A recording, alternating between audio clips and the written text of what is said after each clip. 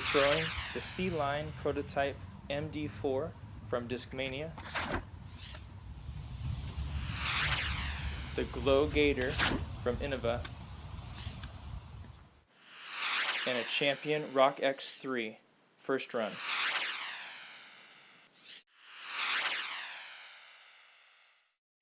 I also asked anyone in Salem to be able to bring out a RocX3 to be able to demo it and be in the video.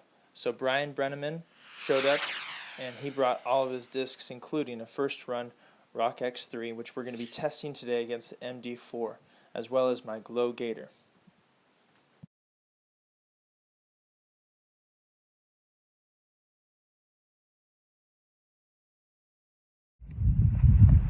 This was Bryan's first throw with MD4, and he got incredible right down the fairway and landed in the middle of the grass on the 450-foot throw.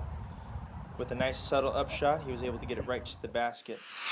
He was really impressed on how much glide it had compared to the Glow Gator, which is really an overstable utility disc. The RocX3 is also an overstable mid-range, and it's actually more overstable than the MD4. This is me throwing the MD4 on a forehand throw with some intense headwind.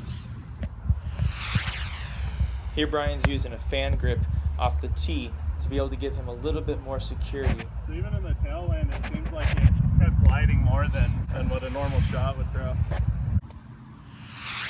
Throwing this Glow Gator, I try to force it over because I know that it's more overstable. For a mid-range, the RocX3 is still more overstable, so out of the hand, I'm feeling the need to turn it over a little more.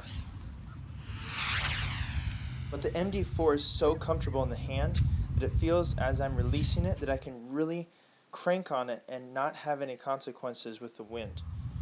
I'm going to cut this one out.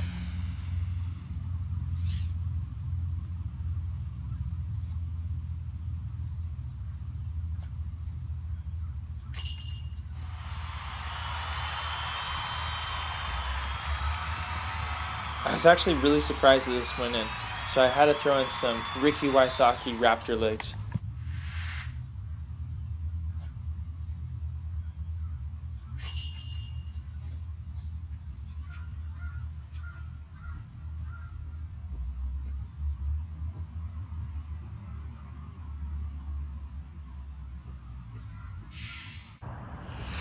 On this hole, you got to go through a tight window gap right between the trees and finish actually behind that umbrella tree.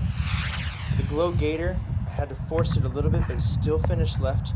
RocX3 made it through the gap, but hit dead center in the umbrella tree. And with my MD4, it was able to glide right of the umbrella tree into the headwind and still be able to finish well.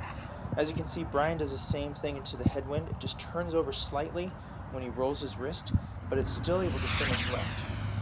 And then we got some locals in on the action, throwing some backhands, and then a forehand shot.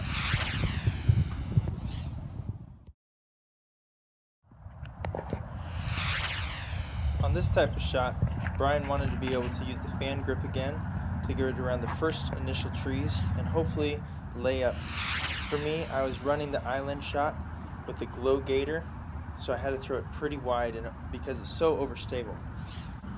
Same thing with the RocX3. I threw it kind of straight, but you can see how much fade it has at the finish.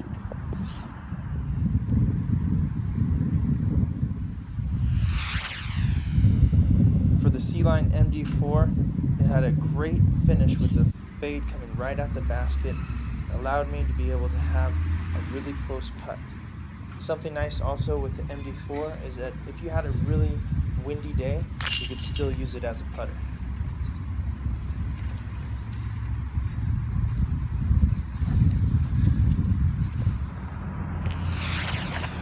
Tunnel type of shot, the MD4 is a nice, smooth, straight shot and finishes with a consistent fade to the left. On this shot, I felt like I could really throw it hard, but again, the Gator is so overstable that I have to overcompensate. With the Champion RocX3, I was actually able to sail right up to the basket over the island. MD4 just felt so good in the hand.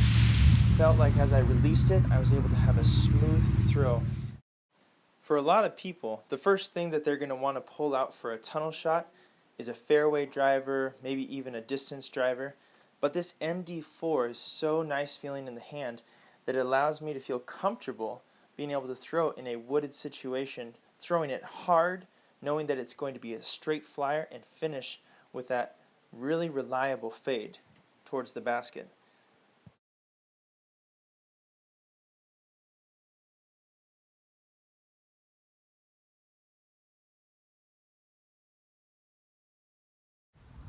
We caught up with a couple more locals in Salem to see what they thought of the MD4 and how they throw their discs.